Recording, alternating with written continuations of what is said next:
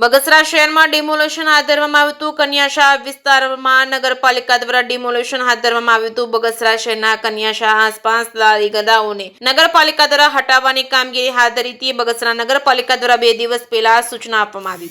લારી ગલ્લાઓને હટાવવામાં આવતા વેપારીઓમાં ભારે રોષ ફેલાયો છે। નગરપાલિકાના અધિકારીઓ અને વેપારીઓ વચ્ચે રકઝક જોવા મળી હતી। મામલો કોઈ ઉગ્ર ન બને તેને લઈને પોલીસ દ્વારા પૂરતો બંદોબસ્ત ગોઠવવામાં આવ્યો હતો। વેપારીઓના ધંધા રોજગારમાં નુકસાન ન જાય તેને માટે વૈકલ્પિક વ્યવસ્થા કરી આપવાની માંગ કરી હતી। જે સિંહ ગુજરાતી સાથે રોમિલ મરવર, બગસરા।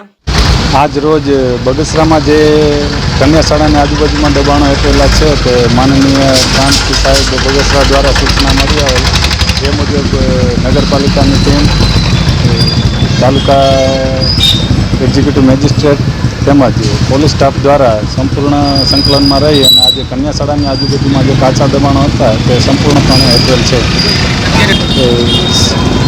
કન્યા શાળાની આજુબાજુમાં કોઈ પાકા દબાણો ના હોય, લારી ગલ્લા જોઈ તો વારંવાર મૌખિક સૂચનાઓ આપી અને અહીંયાથી દબાણો ભગાવેલા છે અને આજે ડ્રાઈવ કરી અને સંપૂર્ણ દબાણો દૂર કરવામાં આવે છે।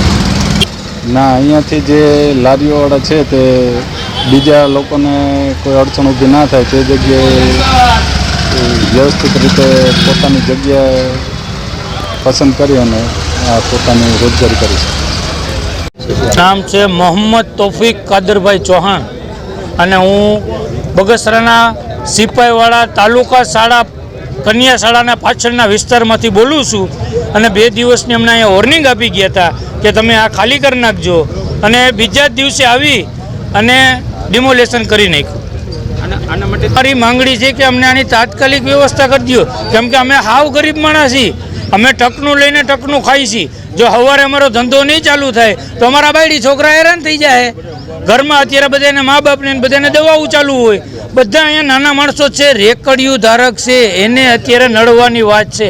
આખા ગામમાં દબાણ તો છે જ, પણ ખાલી બગસરા વિસ્તારના સિપાહીવાળા તાલુકા શાળાના કન્યા શાળા પાછળ જ કેમ દબાણ આવ્યું ભાઈ? એ જ કેમ નડ્યું? આ ચીફ સાહેબને રજૂઆત કરો તમે તાત્કાલિક, અને હાંજે અમારા ધંધા તાત્કાલિક ચાલુ કરાવો। હાંજે અમારો ધંધો ચાલુ નહીં થાય તો અમે આત્મવિલોપન કરશી।